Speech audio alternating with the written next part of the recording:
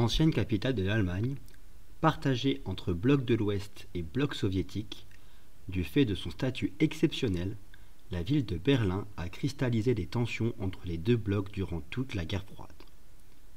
Le sort de l'Allemagne, vaincue par les Alliés en 1945, est fixé par la conférence de Potsdam en août 1945. Son territoire est réduit au profit de la Pologne et de l'URSS.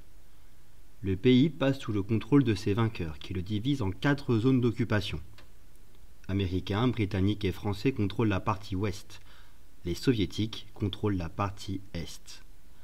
La ville de Berlin, bien que située dans la zone d'occupation soviétique, est elle-même divisée en 4 zones d'occupation, en raison de son importance symbolique. La partie ouest de Berlin constitue alors une enclave sous domination occidentale en plein cœur du bloc soviétique.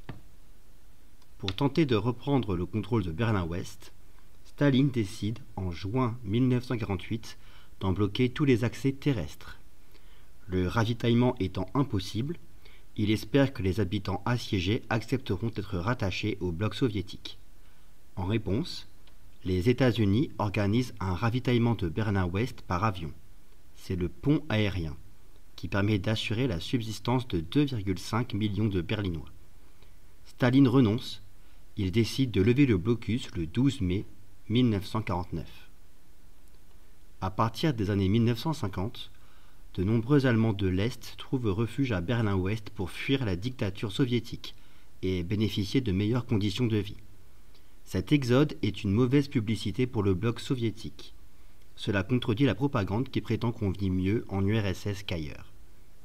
Pour y mettre un terme, Khrouchtchev décide de faire ériger, dans la nuit du 12 au 13 août 1961, un mur encerclant Berlin-Ouest. Contrairement au blocus qui était tourné contre les Berlinois de l'Ouest, le mur est fait pour gêner les Allemands de l'Est en leur rendant impossible la fuite vers l'Occident. Les Américains protestent contre ce qu'ils appellent le mur de la honte, mais ne prennent pas le risque d'intervenir. Ils préfèrent l'utiliser pour discréditer l'URSS médiatiquement, comme lors de la visite du président Kennedy à Berlin-Ouest en 1963, visite au cours de laquelle il dit « Ich bin ein Berliner ».